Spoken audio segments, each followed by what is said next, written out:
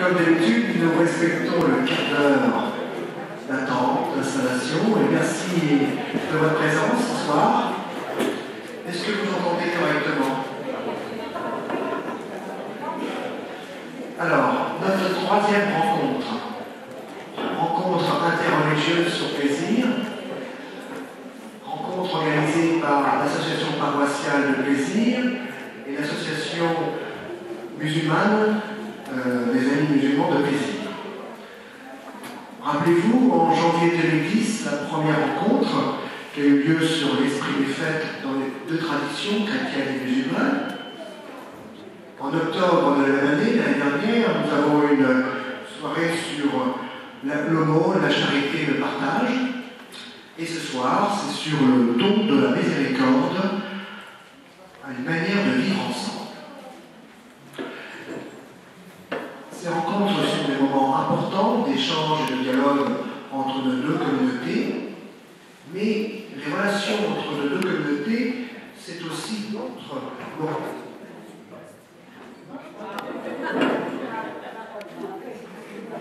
le pouvoir de la sono. C'est aussi d'autres moments. Ça a été d'abord, en début de l'année 2011, au mois de janvier, une action commune chrétien et musulman à plaisir auprès des plus démunis, avec cette action de collecte alimentaire destinée au Resto du Cœur.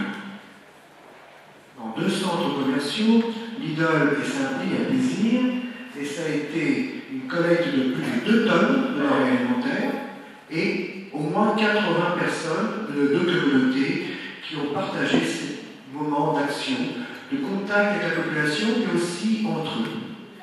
Mais nos relations, c'est aussi des moments de fraternité et d'amitié. Au moment du Ramadan, Frédéric Dumière, curé de la paroisse de plaisir, a envoyé un message d'amitié à la communauté musulmane. Et dernièrement, Ibrahim Saadan a envoyé, en avril, un message aux chrétiens de plaisir pour la fête de Pâques. Et puis, c'est aussi des rencontres individuelles qui se sont tissées au fur et à mesure des mois entre les personnes, des groupes. Et tout cet ensemble permet de solidifier nos relations entre nos deux communautés. Ça permet aussi, bien sûr, de nous connaître et puis peut-être de faire tomber des préjugés. Voilà cette richesse depuis plus d'1 an et demi, presque 2 ans, qui se construit au fur et à mesure du temps entre nos deux communautés. Alors ce soir, ce troisième temps d'échange autour du thème « Le don de la miséricorde », ça va être un regard de chaque religion sur ce sujet. Comme les fois précédentes, l'organisation de la soirée se passe de la même manière. Nous allons avoir 2 temps. Un temps qui va être consacré au regard musulman sur le sujet, un deuxième temps du regard chrétien sur le même sujet. Chaque temps est consacré à 40 minutes et nous aurons donc, on va commencer avec un peu de retard, donc ce qui veut dire qu'on va commencer maintenant dans 2 minutes, et dans 40 minutes, il y aura une interruption pour un temps de prière pour nos deux religions, et qui se déroulera de la façon suivante. Les frères musulmans se mettront à droite, mettront dans la partie droite de ce bâtiment, et les chrétiens iront au fond, et chaque communauté aura un temps de prière de 10 minutes, et on reviendra ici pour écouter l'intervention, le regard chrétien sur le don de la miséricorde, et à la fin, nous aurons pendant 40 minutes et un quart d'heure de questions-réponses. On va vous distribuer des papiers, des crayons, et vous pourrez écrire vos questions au fur et à mesure et me les faire parvenir, qui permettront d'alimenter ce temps de questions-réponses. Alors, nos 3 intervenants, je vais quand même les présenter. Ibrahim Saadan, imam de la mosquée de plaisir. Merci d'être là. Et puis, Ibrahim participe depuis le début à cette relations islamo-chrétiennes et tous ces contacts, ces échanges. Fred Pinière, curé de la paroisse de Plaisir. Nathalie Toutelin, membre de la paroisse et actrice importante dans les relations islamo-chrétiennes sur Plaisir. Voilà, je vais donc laisser la parole à Ibrahim pour donner son regard sur le don de la miséricorde, une manière de vivre ensemble. Merci Ibrahim.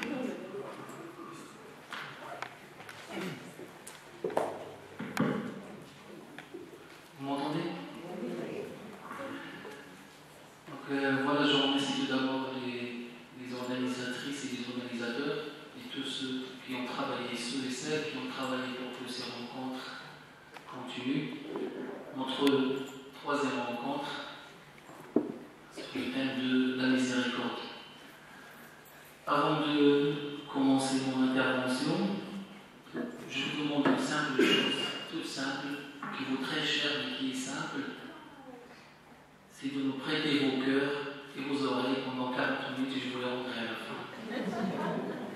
Parce qu'on va faire un voyage très loin, de 1430, on va faire un voyage ensemble pour pouvoir revenir et pouvoir atterrir sur Terre avec l'aide de Frédéric et Nathalie, à qui je fais confiance.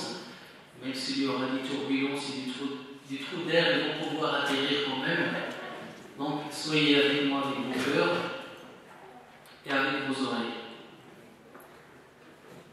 La miséricorde, la notion de miséricorde en islam, et notre objectif aujourd'hui, c'est quelle est cette miséricorde et quel est le regard de l'islam sur la miséricorde pour qu'on puisse à la fin sortir avec un message intéressant, important.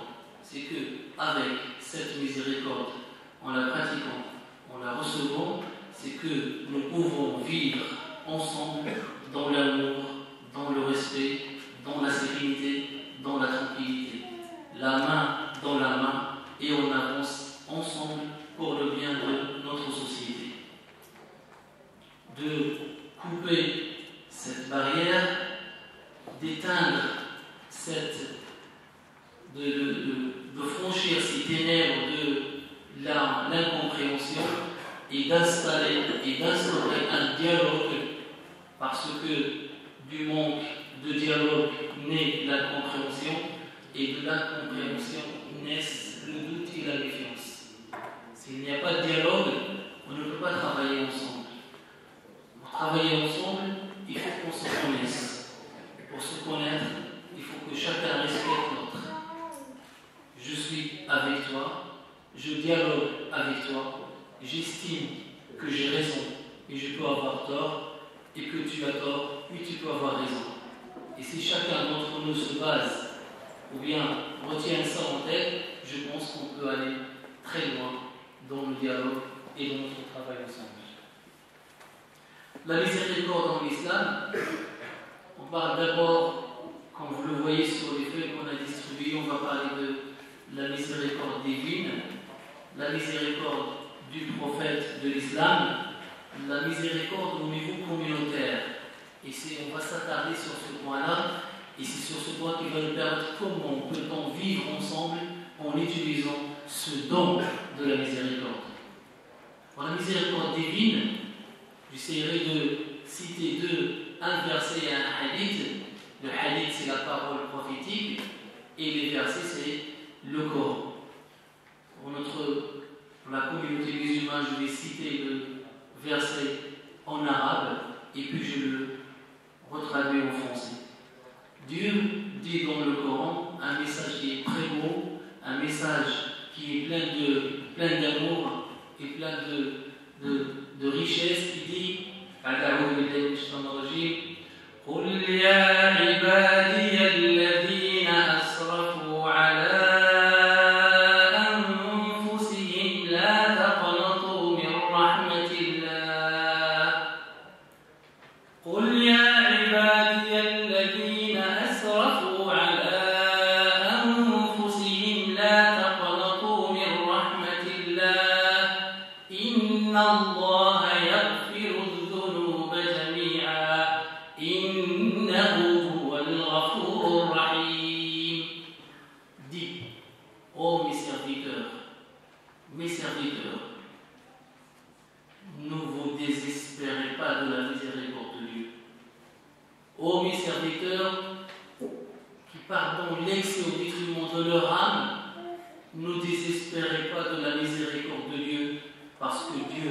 pardonneur et il est miséricordieux. Rien qu'avec ça, rien qu'avec ce verset, je sais qu'il y a une protection divine qui va avec moi avec cette miséricorde. Le deuxième point, c'est une parole prophétique. Un jour, le prophète de l'islam, sallallahu alayhi wa sallam, était avec ses compagnons, et à un moment, il y avait des gens qui fouillaient quelque chose, tout le monde couvrait dans tous les sens, et une dame qui cherchait son petit, qui cherchait son enfant. Elle le cherchait parmi les gens, et quand elle a retrouvé son enfant, elle l'a serré contre sa poitrine. Elle lui a donné le sein. Et le prophète est en train de voir cette situation, et il va interpeller la conscience de ses compagnons. Et il leur dit, verriez-vous cette femme-là jeter son fils dans le feu? Ils ont dit non, impossible. Il leur a dit, par Dieu le Tout-Puissant, Dieu est plus miséricordieux envers vous que cette dame envers son fils. Et ça, c'est pour montrer à quel point Dieu est miséricordieux envers ses créatures. La miséricorde du prophète. Dieu dit dans le Coran, en parlant de son prophète, il lui dit وَمَا أَرْسَلْنَاكَ إِلَّا رَحْمَةً لِلْعَالَمِينَ. Nous t'avons envoyé une miséricorde pour les humains, pour les mondes. Cette miséricorde du prophète, il l'a traduit en acte, il l'a traduit en travail envers ses compagnons et envers sa communauté. Je cite 2 ou 3 exemples. Le premier exemple, c'était dans sa miséricorde envers les enfants, la miséricorde envers les femmes, la miséricorde envers les hommes, la miséricorde envers les animaux et envers ses voisins. Et attention, là, il n'y a pas de distinction entre musulmans et non-musulmans. La miséricorde englobe tout le monde. La miséricorde que je dois avoir dans mon cœur doit atteindre tout le monde, peu importe sa religion, peu importe son origine. Et c'est avec cette miséricorde qu'on va pouvoir vivre ensemble. Il avait un voisin juif. Ce voisin-là, il avait un comportement qui n'était pas adapté, un comportement, il jetait des fois de la poubelle devant la porte du prophète. Le premier jour, le deuxième, le prophète, à chaque fois qu'il sortait de chez lui, il nettoyait sa porte et puis il part. Mais un jour, il sort de chez lui, il ne trouve rien devant sa porte. Et il se dit qu'il n'y a pas de poubelle, il n'y a rien devant chez moi. Sûrement, mon voisin a eu quelque chose. Il a été me voir pour lui rendre visite. Lui, je suis sorti ce matin, je n'ai rien trouvé de ma porte, je me suis dit que peut-être que tu es malade. Alors je suis venu te rendre visite et te voir. Il y a j'ai lu dans, et Frédéric il a fait l'école pour corriger si je me trompe, verset 5-11 du chapitre 8 dans Jean, où des scribes juifs et pharisiens sont venus voir Jésus. Ils lui ont soumis un cas d'une femme adultère. Ils lui ont dit, Jésus, Moïse dans la loi, il nous a ordonné de lapider de telle femme. Et toi, qu'est-ce que tu dis? Regardez la réponse qu'on va donner Jésus.